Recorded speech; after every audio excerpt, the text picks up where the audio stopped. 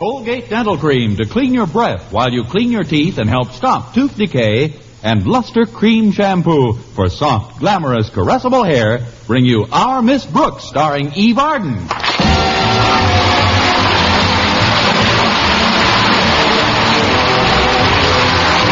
time once again for another comedy episode of Our Miss Brooks under the direction of Al Lewis. Well, Madison High School instituted a course in automobile driving a short time ago, and our Miss Brooks, who teaches English there, was put in charge. She's had over a week to get used to her additional duties, but she still isn't very happy about them. And why should I be? Most of the students who enroll in the course take one lesson and then drive as if they're on the Indianapolis Speedway. As a teacher, I've never minded marking my pupils, but I have a definite aversion to having them mark me. Last Thursday at breakfast, my landlady offered a few consoling remarks. I know it's a lot of additional work, Connie, but think of the satisfaction involved. Not just to you, but to the entire profession. You mean the medical profession? No, the teaching profession. Look what you're doing to help the traffic problem. Well, I have eased the traffic problem a bit. Since I started teaching, there are at least 10 fewer cars on the road. It's not only traffic, Connie. Your students learn courtesy to pedestrians, too. Oh, you're right about that, Mrs. Davis. That's one thing I absolutely insist on. Each of my pupils must take a half hour off to visit the hospital his particular pedestrian is in. You can kid if you like, Connie, but you're doing a fine service, and you should enjoy doing it. I wonder how you'd enjoy teaching a student like Stretch Snodgrass, Mrs. Davis. Is it difficult for Stretch to drive a car? It's difficult for Stretch to spell car. He almost got me into a real jam the other day. We got into some heavy traffic, and I asked him to let me have the wheel. How did that get you into a jam? He took it off and handed it to me.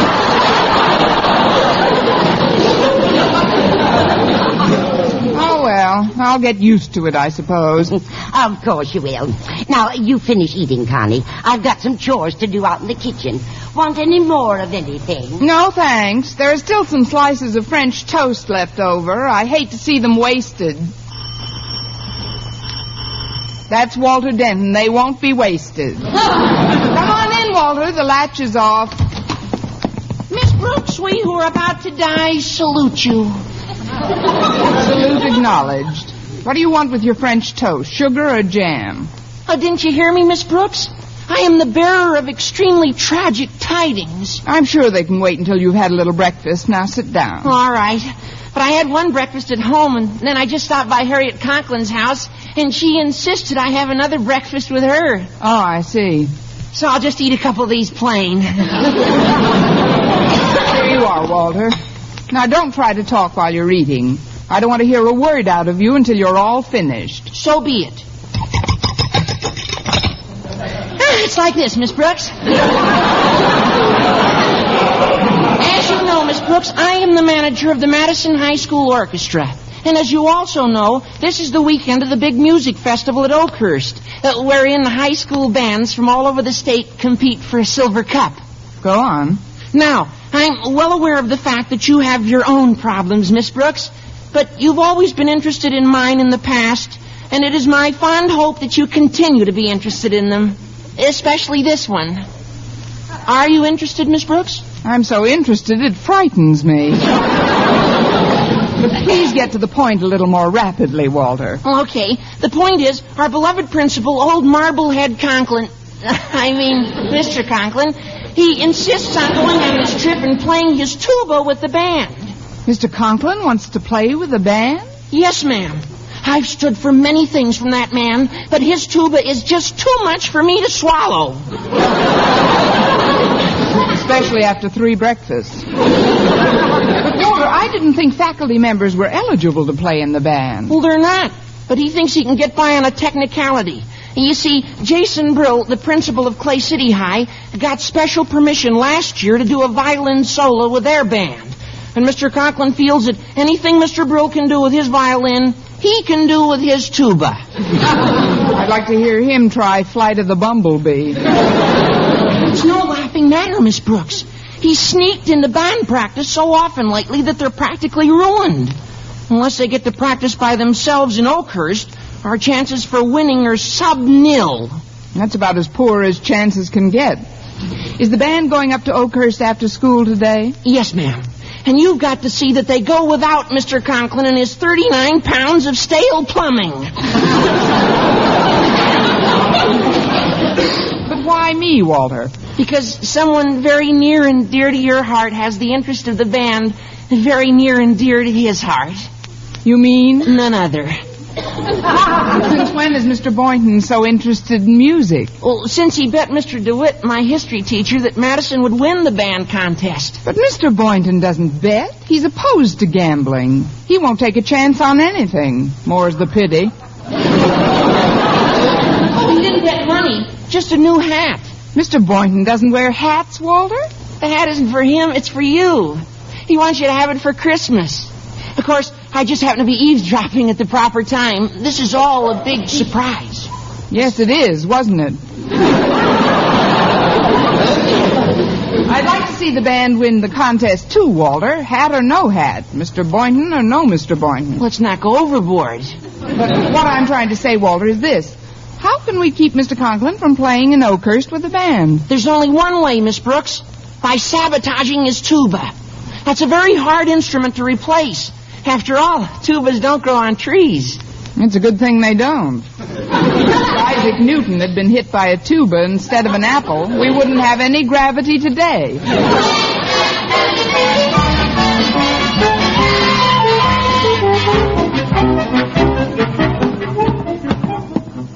Hi, Miss Brooks. Going into Daddy's office? Yes, Harriet. What kind of a mood is he in? Very good for Daddy.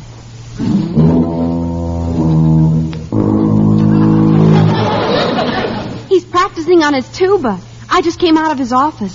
With that wind behind you, I'll bet you came out faster than you went in. Daddy got a new teacher last week. He's really working at it this time.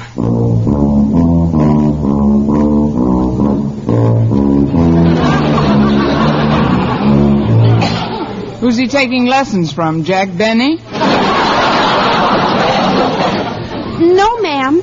As close as I can recall, his teacher's name is Pendarvis T. Marleybone. That's close enough. Miss Brooks, I know that Daddy wants to play with our band in the contest, but confidentially, I don't think he'll help their chances any. So if you can think of any way... I've been all through this with Walter Denton, Harriet. Now, if you'll excuse me, I have a very important date. A date? Yes, with 39 pounds of stale plumbing. See you later, dear. Good luck, Miss Brooks. Let me know how you come out. Stick around. You might have to catch me. Come in. I know you're practicing, Mr. Conklin, and I don't like to disturb you. That's very considerate, Miss Brooks. Good day.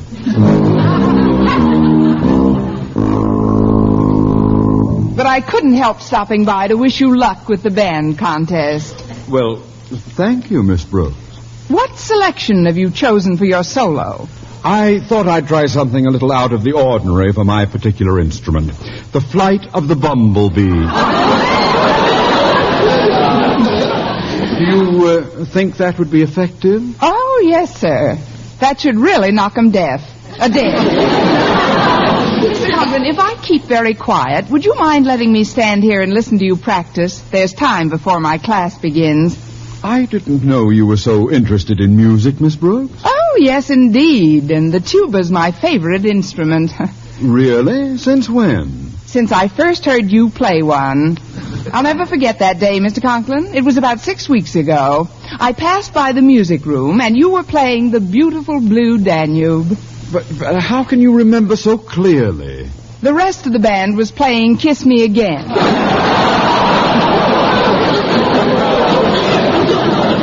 That is, they soon realized their mistake, and you all played beautifully together.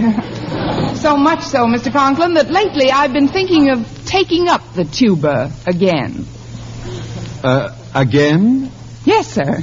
I took several lessons on it when I was a little girl. But isn't a tuba an awfully heavy instrument for a little girl? That's what my mother thought. So I took the lessons on a piccolo. I never did get anywhere, though. I guess there just wasn't any incentive.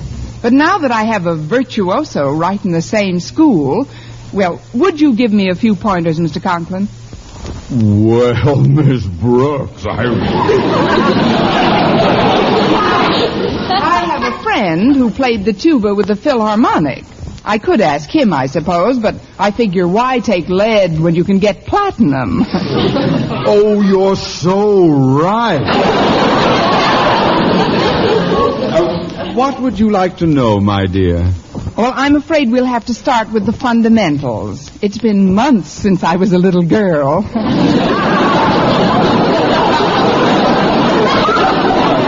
How do you hold the tuba, maestro? Here, I'll show you. Just take it in your left arm. Like this? Not quite. Hold it more as if it were a baby. There. Have you got it? Have you got a firm grip on it? No, sir. Oh, dear, I've ruined your wonderful tuba. Oh, let's hear it. Oh, thank goodness there's no damage done. None whatsoever. I guess I was pressing. Please, Mr. Conklin, could I take another crack at it? I mean... would you show me the proper way to hold it? But I've told you, Miss Brooks, hold it like you would a baby. Like this? Yes, only not so high. And you've got to have such a much firmer... Careful, Miss Brooks! If that's how you'd hold a baby, it's a good thing you're not a nurse. Is your beautiful tuba ruined this time? Yes, Miss Brooks, it is. There's a big crack in the bell, and the mouthpiece is jammed into the horn. It'll take a week to repair it. Oh, then you won't be able to play in the contest tomorrow. Oh, yes, I will. I can borrow a tuba from a friend of mine in Oakhurst.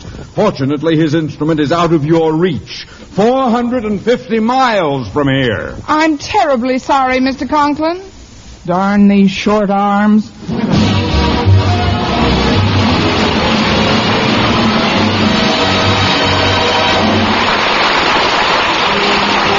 Brush your teeth with Colgate. Colgate Dental Cream. It cleans your breath. Water toothpaste. While it cleans your teeth. Colgate toothpaste. Cleans your breath. Water toothpaste. While it cleans your teeth. Colgate Dental Cream cleans your breath while it cleans your teeth.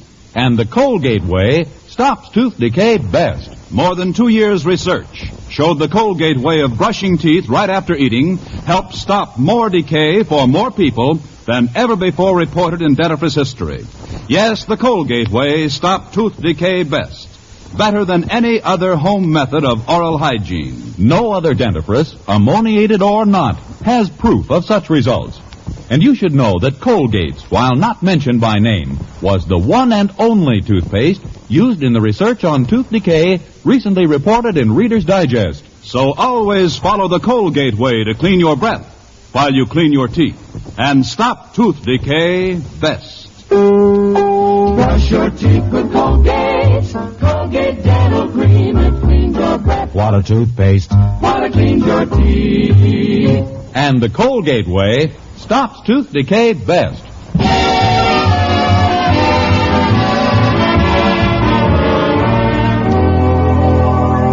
Well, by the time I met Mr. Boynton in the cafeteria for lunch, I still hadn't thought of a way to keep Mr. Conklin from playing with the band. Just before I went up to get my dessert, I told Mr. Boynton of my dilemma, hoping he might be able to help. As always, he paid rapt attention to what I was saying, then came up with a brilliant suggestion. Why not try the cherry pie today, Miss Brooks?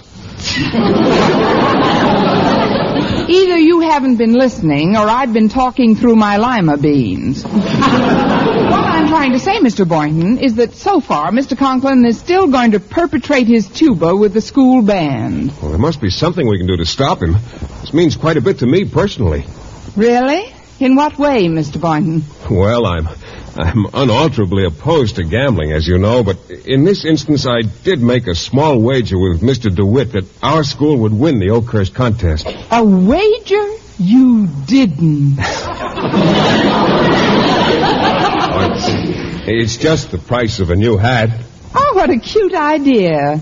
How much does the bet amount to in cash? Oh, it isn't important, really. Just the thought behind it that counts. That's very true, but just for kicks, how much money is at stake? Well, $2. Seems like enough. I can surely get a one-propeller job for that.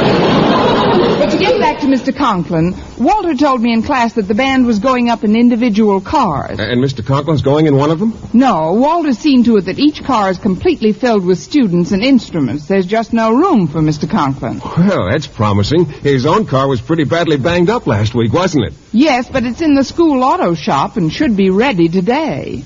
Should it? Yes, it shouldn't. Say, you might have an idea there, Mr. Boynton. Who's been working on his car, Miss Brooks? Probably someone very competent, but Stretch Snodgrass also spends a lot of time in the shop. And Stretch Snodgrass isn't the most brilliant student at school, is he? No, Stretch Snodgrass isn't the most brilliant student at school. Stretch Snodgrass may not be the most brilliant, but he's sure loaded with charm. Well, just the fellow we wanted to see. Pull up a chair, Stretch. Yes, take this chair right here. In a minute. I ain't et yet. Please, Stretch. I haven't eaten yet. Well, you're on a diet. I ain't.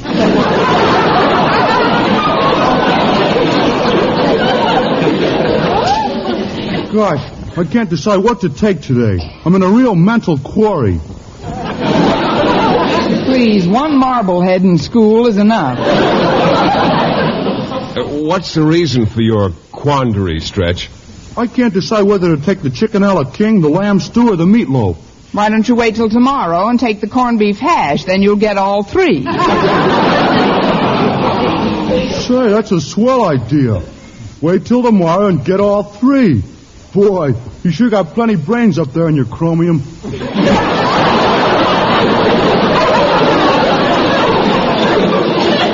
My chromium? Yeah. You know, your gray matter. I'll bet you got some twisty curves in your cerebellum. Well,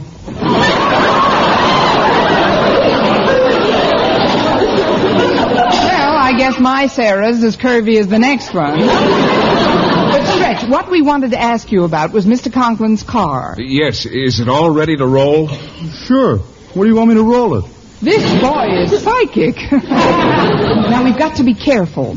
Now, when Mr. Conklin lets us use his car for Madison's new driving class last week, it got pretty badly banged up, didn't it, Stretch? But now that it's all fixed, it could be used to give one more lesson, couldn't it? And what better pupil could we have to take the lesson than Stretch?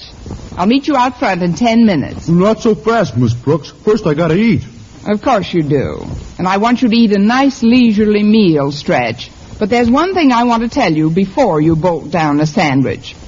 When you go to the garage to get the car, be sure and back it out carefully. Okay, Miss Brooks. I'll see you in front of the school in about 10 minutes. Now be sure and back it out of the garage, Stretch. I will.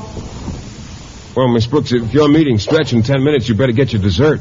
Oh, there's no hurry, Mr. Boynton. I don't think I'll have to give Stretch a lesson if he obeys instructions. What do you mean?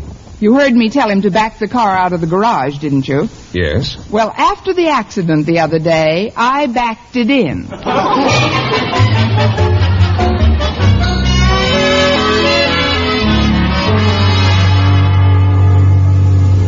Miss Brooks, Mr. Boynton, I don't like to disturb your lunch, but I gotta talk to you. We're all finished, Walder. What is it? Well, I just came from the school garage. Mr. Conklin's been in to look at his car. How did he find it? He just scraped the back wall with a penknife, and there it was. Stretch Snodgrass did something horrible again. Good old Stretch. Now Mr. Conklin won't be able to drive up for the band contest. That's what you think. He's going on the 6 p.m. train. He'll be there first thing in the morning. But that'll be disastrous. If he gets to practice with the band, we're sunk. Don't I know it? Miss Brooks, we've got to put our heads together. You're right, Mr. Boynton. Goodbye, Walder.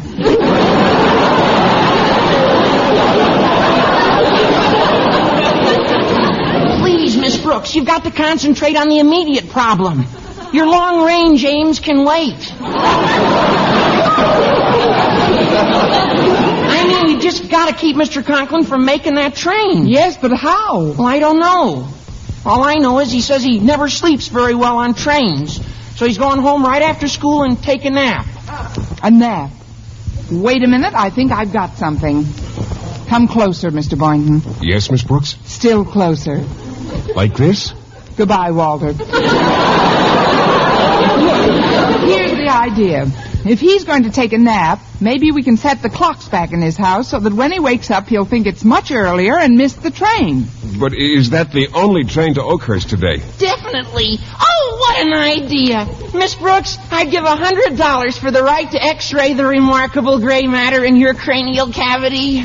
Why, Walter, what a lovely thing to say about the cerebellum in my chromium.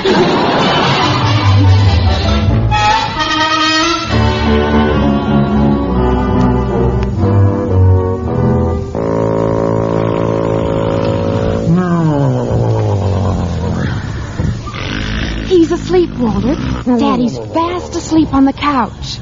I don't know how he can sleep with all that noise he's making. Sure hate to be your mother. I wouldn't like that arrangement either. Now, you set back that clock over there, and I'll take care of this one on the mantel. Okay, let's see. It's 10 after 5 now.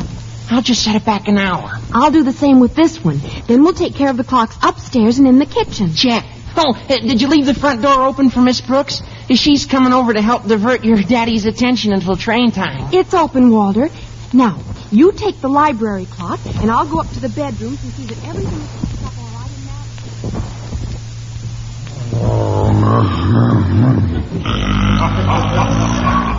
in that. This way, Stretch. Mr. Conklin's asleep on the couch. Good. Now, you want me to set this clock back an hour, right? Right. I'll set this one back on the mantel. There.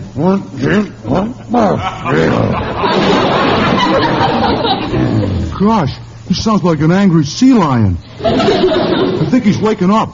I thought it was a car backfiring. Well, I'd better get out of here. Mr. Conklin and me aren't on terms. Miss Brooks, Snodgrass. Oh, don't get up, Mr. Conklin. Just lie there and relax. We'll all pull up chairs and chat with you for a while. Chat with me, but why? Snodgrass, there's something I'd like to ask you. I thought there might be. Did you have anything to do with wrecking my car this afternoon? I'd rather not answer that question, sir. Why not? Because my parents brought me up not to be no liar. Well, I gotta go to football practice now. Goodbye, Miss Brooks. See you soon, Mr. Conklin, I guess. It's just as well he left. I shouldn't upset my temperament before the band concert. By the way, it must be getting toward train time. Oh, no, you've got loads of time, Mr. Conklin. Oh, what time is it? It's 3:15. See, by that clock over there? 3:15? That's peculiar. What's peculiar? As I recall, I didn't lie down until 3:30. Well, you know how swiftly time passes when you're sleepy. It might pass swiftly, but it doesn't pass backwards. Look outside, it's almost dark. Oh, hadn't you heard? There's an eclipse of the sun today. Hi, Miss Brooks. Hello, Miss Brooks. I hope you didn't wake up old Marblehead. Ooh, hi there, Mr. Conklin. How are you? Have a nice nap? How's every little whole thing? Oh, quiet! What time do you have, Harriet? Oh, you've got plenty of time, Daddy. It's only 4:15. 4:15? But Miss Brooks says it's 3:15. That's a democracy for you. Everyone's entitled to his own time. Now, see here, I've got to know just where I stand with that train. It's 4:15, Mr. Conklin. That's what the time is, actually. Then why did you keep insisting that it was 3:15? Once I've had a taste of daylight saving, I'm a very hard loser. Excuse me, but the door was open, so I just... Oh, come in, Boynton, come in. Will you please tell me what time it is? Oh, certainly, sir. It's 3:15. No, it's 5:30. Well, that's what makes horse races. 5:30? Then I haven't a minute to lose. It's a half-hour drive to the station from here. Fortunately, I'm all packed. Hand me that valise, somebody. Here you are, Mr. Conklin. Oh, I'm sorry, sir. Did it catch your toes? Just a few of them, mister. Now, I've got to get out of here. Boynton, did you drive over here? Yes, sir, but my car... It's too late for me to call a cab now. Will you drive me? Me? Well, I'd like to, sir, but I've got a very important engagement in 2 minutes. It's vital, sir, and Would you like me to drive you? Miss Brooks, I can only answer that query by remarking that there is nothing more useless than a dead tuba player. No. If you don't mind, Boynton, I'll borrow your car and drive myself to the station. Well, I guess that'll be all right, Mr. Conklin. It's parked right in front of the house. Thank you. Goodbye, everyone. Goodbye, Daddy. Bye, Mr. Conklin.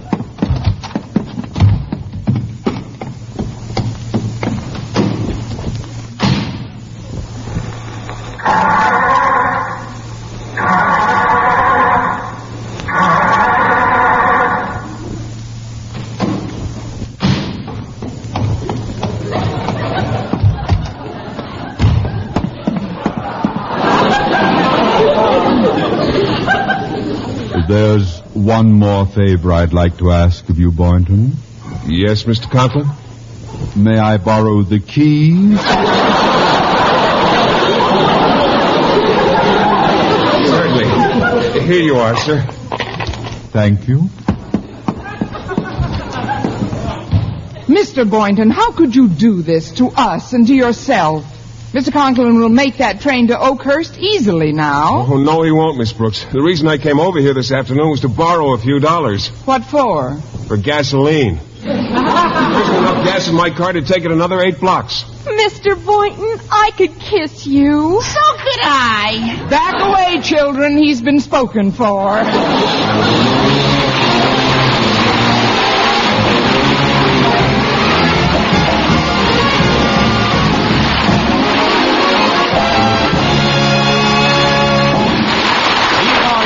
Miss Brooks returns in just a moment, but first... Dream girl, beautiful luster cream girl. Tonight? Yes, tonight. Show him how much lovelier your hair can look after a Luster Cream shampoo. Luster Cream, world's finest shampoo. No other shampoo in the world gives you Kay Daumit's magic blend of secret ingredients plus gentle lanolin. Better than a soap, better than a liquid, Luster Cream is a dainty cream shampoo. Leaves hair 3 ways lovelier. Fragrantly clean. Free of loose dandruff. Glistening with sheen. Soft. Manageable. Even in hardest water, Luster Cream lathers instantly. So gentle, Luster Cream is wonderful even for children's hair. Tonight? Yes, tonight, try Luster Cream shampoo. Dream girl, beautiful luster cream girl. You owe your crowning glory to a luster cream shampoo. And now, once again, here is our Miss Brooks. Well, by dinner time, Mr. Conklin hadn't returned, and we assumed that Mr. Boynton's car had run out of gas, and Mr. Conklin had run out of time and missed the train to Oakhurst. But the next morning at breakfast, the phone rang, and Mrs. Davis answered. Hello? Yes? Who? Yes, just a minute. Connie, it's for you. It's a message from Oakhurst. Hello? This is Connie Brooks. What's the message, please?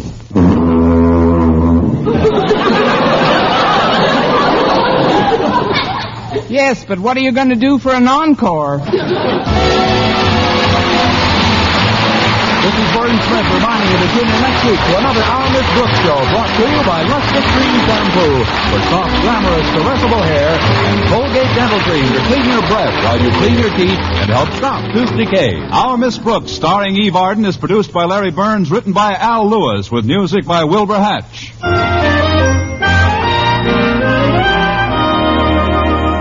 Doctors prove Palmolive soap can bring you a lovelier complexion in 14 days. Yes, 36 leading skin specialists proved in tests on 1,285 different women that Palmolive soap facials, using nothing but Palmolive, brought new complexion beauty to 2 women out of 3.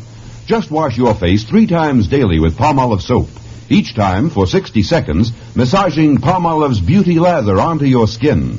Then rinse and pat dry. So start your Palmolive facials today. Remember, doctors prove Palmolive soap can bring you a lovelier complexion in 14 days. If you like mysteries that are as full of chuckles as chills, be sure to hear Mr. and Mrs. North every Tuesday over this same network.